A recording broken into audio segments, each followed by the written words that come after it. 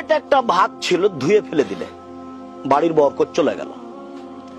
আঙ্গুলে একটা ভাঙা ভাত লেগেছিল, ওটা হাতটা ধুলে ভাতটা কি হলো, চলে গেল, বাড়ির বরকত চলে গেল। বুখারী মুসলিম। এই হাদিসটা এখন বুঝাতে পারছি কিনা আপনাদের? আঙ্গুল চেটে খেতে হবে, প্লেটটা চেটে খেতে হবে।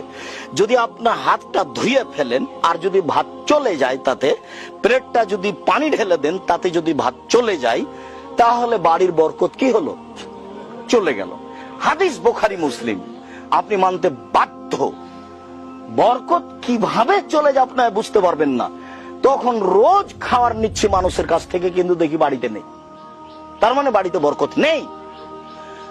আর দেখি ওই যে 15 দিন আগে চাউল নিয়েছিলাম 20 কেজি, এখনো আছে, শেষই হয় না, তার মানে বরকত আছে। আয়েশা রাদিয়াল্লাহু তাআলা আনহা বলেন যে আল্লাহর নবী মারা গেলেন তখন অর্ধ সা সোয়া কেজি আটা ছিল বাড়িতে, সোয়া কেজি। ওই আটা নিয়ে রুটি বানায়, অনেক দিন খেলাম, শেষ হয় না। তখন আমি একদিন ভাবলাম যে আটাটা একটু মেপে দেখি তো কতটি আছে।